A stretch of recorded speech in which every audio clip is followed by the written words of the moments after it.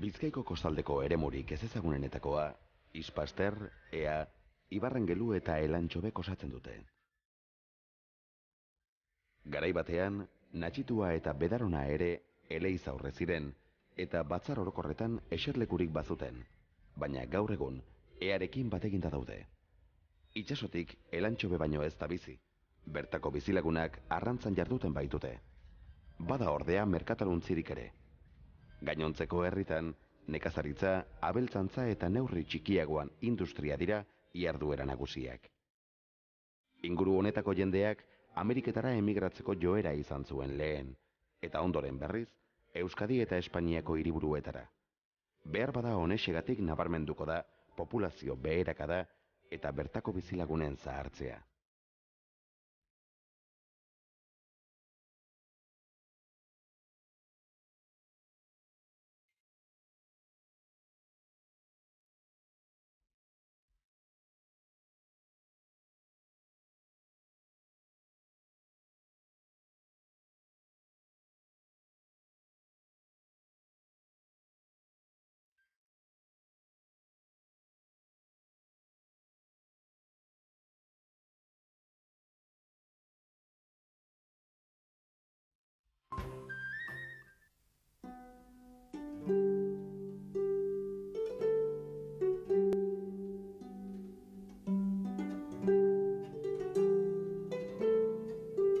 Otoioren mendebaldeko magalean dago Ispaster. Herri honek 11 auzo ditu eta guztira 900 biztanle.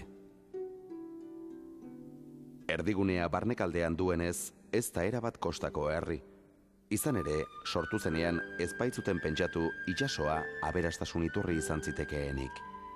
Defentsaz arduratu ziren nagusiki. Barnekaldean egonik, piratek ez zuten herria ikusiko eta hala herriak ez zuen erasorik jasango.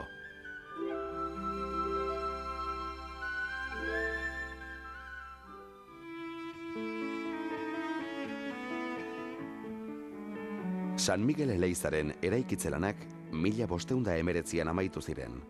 Eleizaren atzekaldean herriko gartzela dago. Gartzela honek ordea ez zuen egin behar handirik izan eta herriko biltegi izan da luzaroan.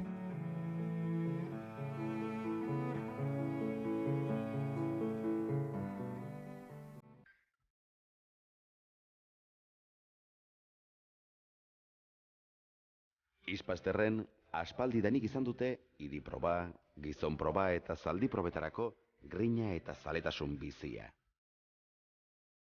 80ko hamarkadan inauguratu zuten frontoi probalekuan tankera guztitako apostuak egiten dira gaur egun ere. Probaleku zaharra berriz herriko enparantza da orain.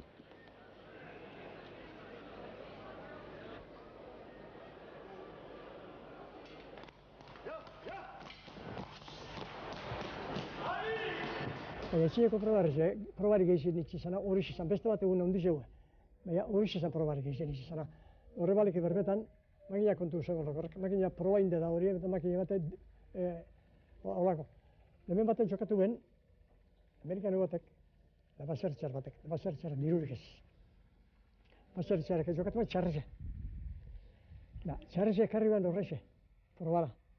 Egin, bordezen kaizoli, txarreze karteko bat edo berurtu zamo duen, atzinek kargatxu azpigarreze eta asauek, ikusatezuek, garrizen erderak abiaz edo zaten nahi asauek, ekarri ban horreize tortxok iban probi egin arte. Horkotxe probi akabo zanien, berak irabazi balez, etxere eruan atzera txarreze, da dirue. Beitu, antzinako salako miserezako dirurik ez, probak, hemen probak asko, probatan asko hemen.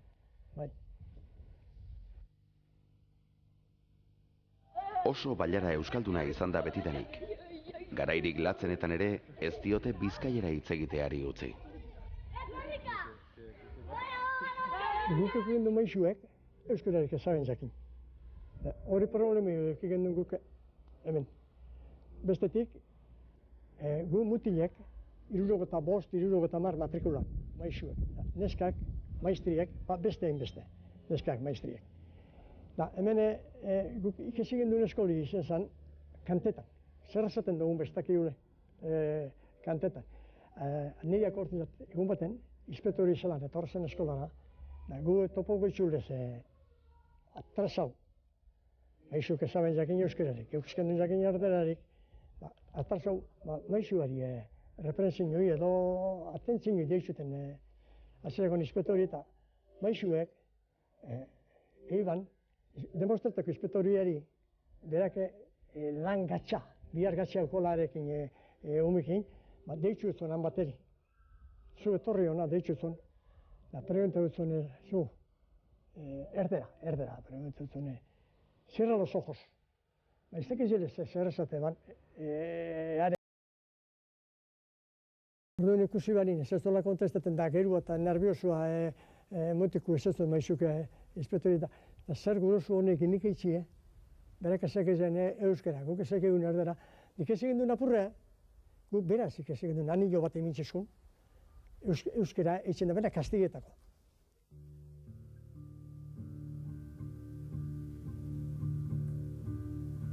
Herri honetako arkitektura nortasun handikoa da jauregi zein baserritan.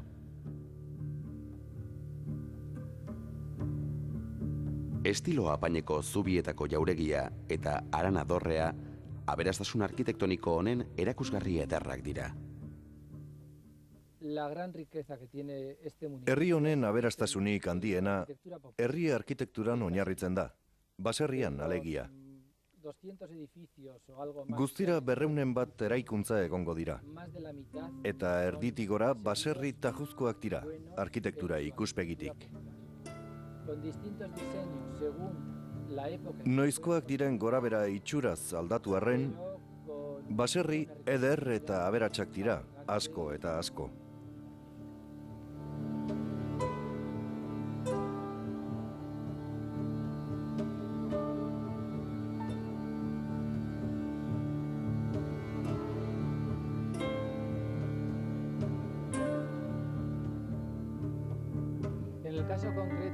Harana dorrearen kasuan adibidez, etxearen aurrekaldea har landuzkoa da erabat. Burdin lanak berriz inpostaz markatuta ditu. Eta erdi-erdiain bikain landutako ezkutu bat. Herri honetan ezkutu duen etxe bakanetakoa da. Beste baserri askotan data baitaukate harrian landuta ipinita. Eraikuntza altxatu zeneko data, baina ez ordea ezkuturik. Etxe honetan oso bitxia da arkua eta hormak osatzen dituzten osakai vertikalen arteko lotura. Izan ere, oso angelu kamutsa, angelu agudoa osatzen baitute vertikalarekiko, oinarrian. Gehienetan forma kurbatuetara jotzen da. Esfortzuak oker edo makurregiak izan ez daitezen. Kasu honetan oso ondo asmatu zuten ordea oinarri handia baitu. Gero esfortzu guztiak elkartu egiten ditu, hormaren pisuarekin orekatuz. Gainera, erdigunean badu beste pieza eder bat. Harrizko beste hilada batetan kokatuta dagoena. Erpinera heldu daitezkeen esfortzu horiek ekidinaz, bestela harria hausteko arriskua egongo baitzen. Osagai guzti hauek banaka duten simetriak ez du inolako garrantziarik. Osotasunean eraikuntza guztiarenak baizik.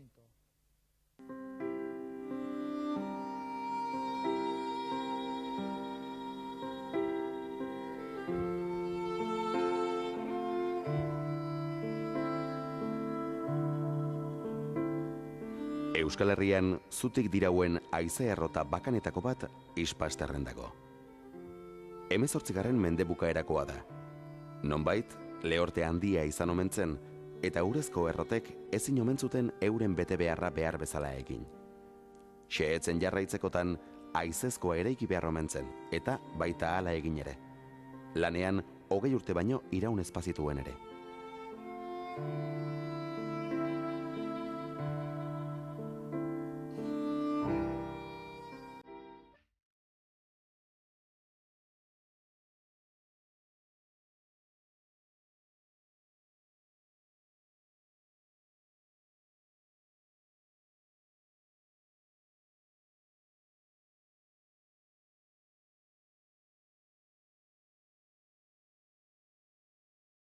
19. mende hasieran, Ispasterko baserri batzuek banandu eta Bedaronako eleizaurreari atxikitzea erabaki zuten.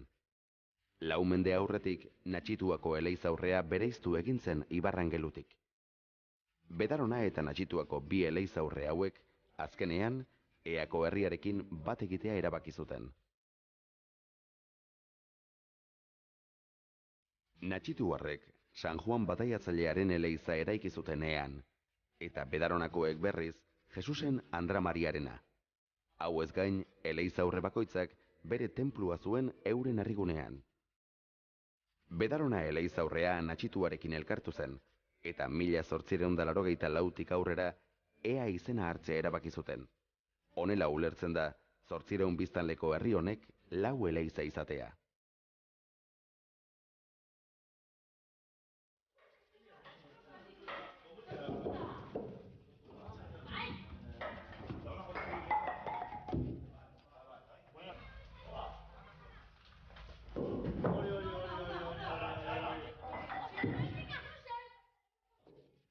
Bedaronan, bizirik eutsi diote, euskaldunok antzinatik oso geure ditugun zenbait erakunde, ohitura, tradizio, joku eta gizarte antolaketa moduri. Orain urte gutxi berreskuratu zen Bedaronako bolatokia, gaur egun joku honetan lagun asko ibiltzen ez den arren.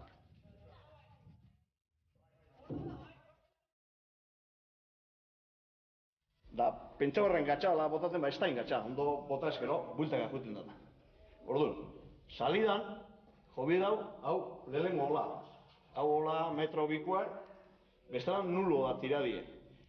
Da, botalike bi forma diferentetara. Bat onan heldute, eskuaz, da beste bat, esaten jakona, eskubarru, onan hartun de. Norberak emoteko direzinoie, burpileri, eskerra edo eskumara. Gero, botata aurrien, txirlo txikilek balio dau, 5 punto. Arek balio puntorik egin. Eltzen bada bastarreraino. Bastarrera eltziarren, beste 5 punto. Da gero txirlo nagosi bakotxak, punto bat. Holan kontentu da, txirlo txikilek jo eskero, 5 punto. Bastarrera eletiarren beste 5, 10, da txirlo nagosi bakotxeko, ba sumarrik da ganera. Txirlorik jobarik bitxartetik paseten bada, erdiko kale batetik nahi bestetik, esaten da 6 punto balio da bela. Eskinakutatik 5.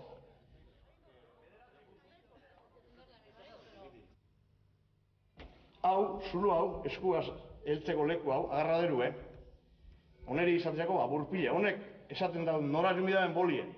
Eskerreko aldetik zuten bada, onan, eskerreko aldetik, doi tendentzia arantza. Eskumako alderrire. En cambio, al revés, araz handiko aldetik, honaz dator, bolie. Zuluen alderrire bai beste alderrera juten da. Zulun zein aldertzi bitenan, beste aldera juten da, bolie.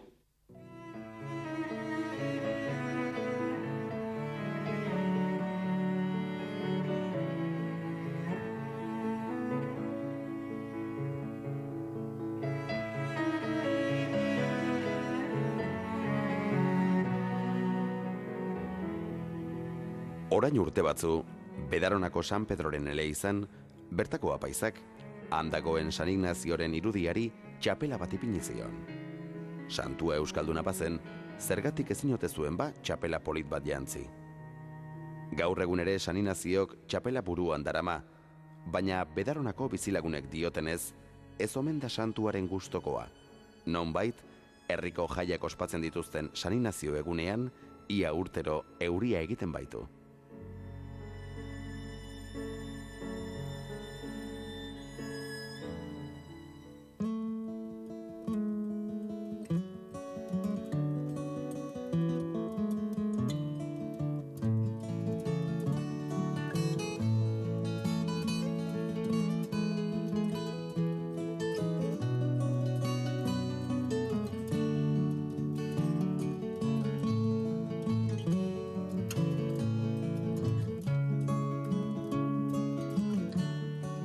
Ea ibaiaren ertzean, ez da gaur egun apenas, eia edo ihirik ikusten, baina garai batean oso ugaria izan behar zuen.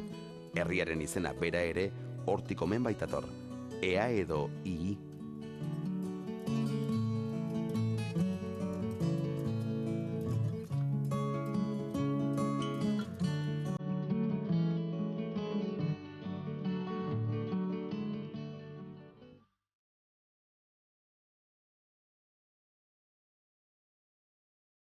Eak oso kai bitxia dauka. Arrantzaleak afizio hutsez irtetzen dira arrantzara. Inork ez baitu arrantzua ogibide. Eta jakina, tankera honetako arrantzaleak marearen menpe egoten dira. Eako kaian, mareak bera egiten duenean, untziak ondarretan geratzen dira. Maria goiean dagoenean bakarrik sarbait daiteke bertara. Orain, 60-70 urte, itsasuntzi koskorrak egiten omen ziren kai honetan, baina gaur egun, arrantzurako motor txikiak baino ez dituzte egiten. Earen diru iturri nagusia, turismoa da gaur egun. Uda partean, kanpotarrez betetzen da, batez ere bilbotarrez.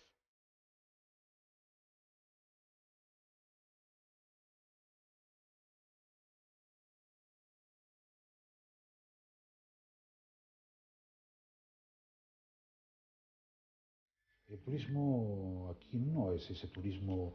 Gurera etortzen den turismoa, ez da ordu jakin batean etorri, bisitaldi bat egin eta joaten den hoietakoa. Inguru honetara, uda pasatzera etortzen da jendea. Eta ez 15 egun edota astebete pasatzera. Temporada edo denboraldi turismoa da. Behin haur eta gazteek eskola edota unibertsitatean jai hartzen dutenean hasten da hemen udaldia. Eta ikastaro berria astean amaitu. Hemen nekez topa daiteke apartamenturen bat hilabete edo 15 egunerako. Hemen dena udaldi osorako alokatzen baita. La temporada completa.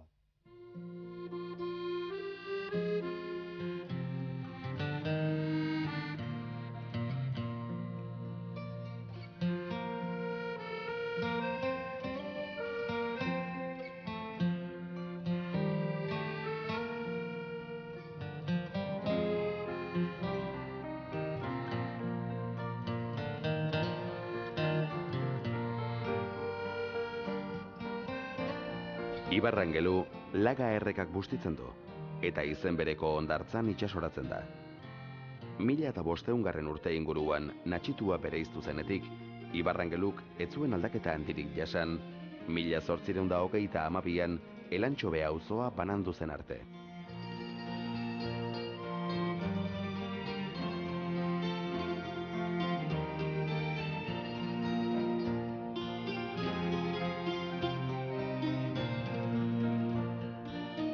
San Andres eleiza, ibar txiki baten magalean dago, Elejalde auzoaren erdigunea osatuz. Ingurune honetako herri gehienetan gertatzen den legez, itsasoarekin zerikusirik baduen santu baten omenezkoa da, kasu honetan aipaturiko San Andres.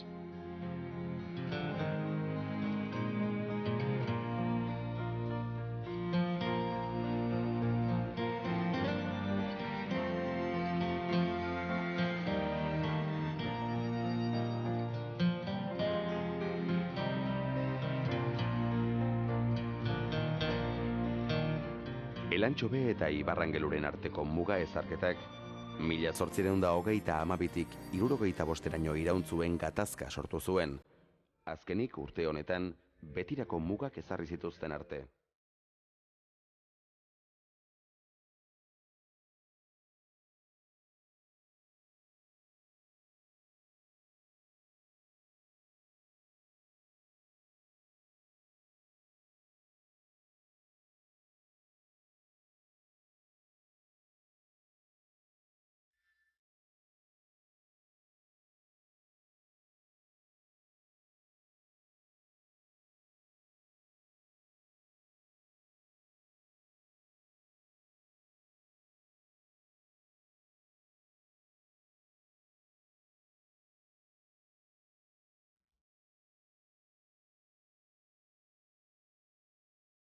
Elantxobe horren trinkoa izatearen arrazoia, diru iturri nagusia arrantzua izatean datza. Herria zintzilik azaltzen zaigu, Bermokiz gurutzetik itsasoraino, beti ere, Ogoinoko lurmuturrak haizeagandik babestuz.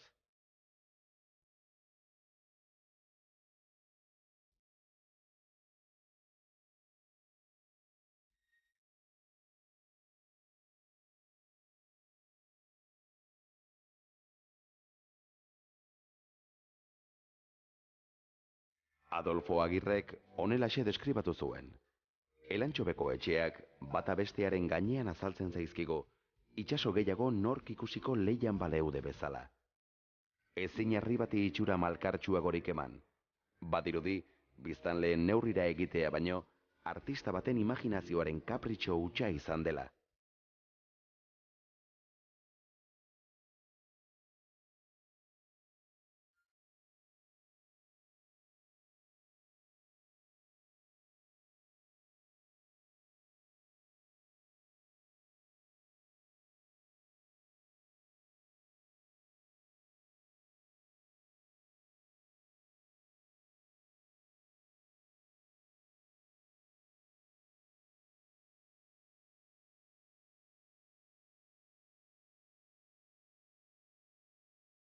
Elantxobe dauke beste misteriozu bat portu hona. Portu txikie, baina hona da, ez da, portu seguru da. Arrezku gitxiku edo esaten da hori.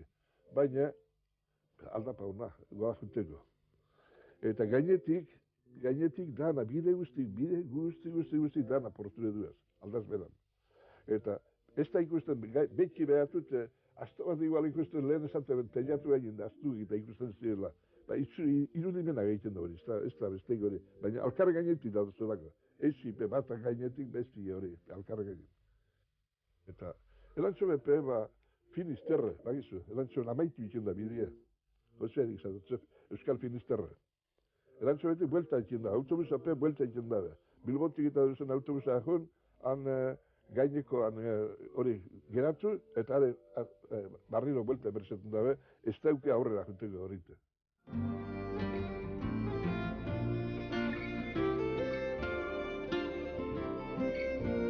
Kostalde honetan, bada tradizio literariorik ere.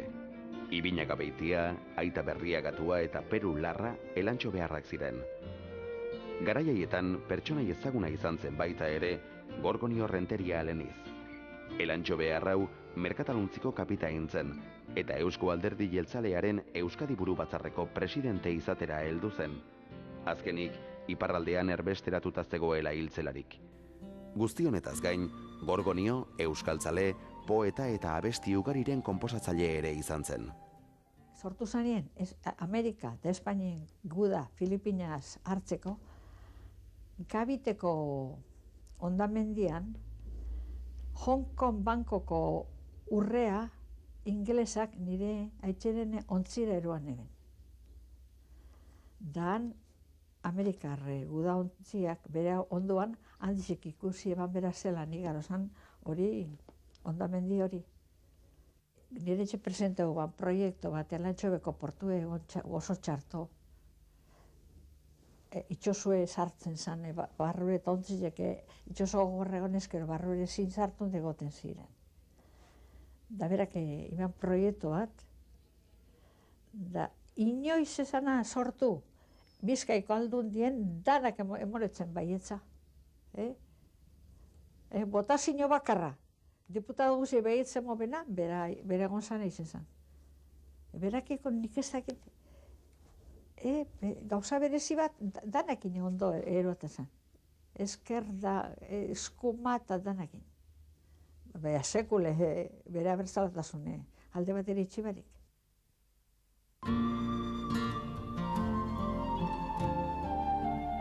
Elantxoben jaiotako beste idazle eta euskaltzale handi bat, Antonio Ruiz de Azua, Ogoñope izan zen. Lanik gehiena erbestean egin zuen, lehenik eta behin, Bartzelonako Euskadi aldizkariaren euskarazko orrialdeen arduradun gisa. Eta gero berriz, Mexikoko Eusko Deian, eta baita Mexiko bertan zuzendu zuen Euskal Argitaletxean ere.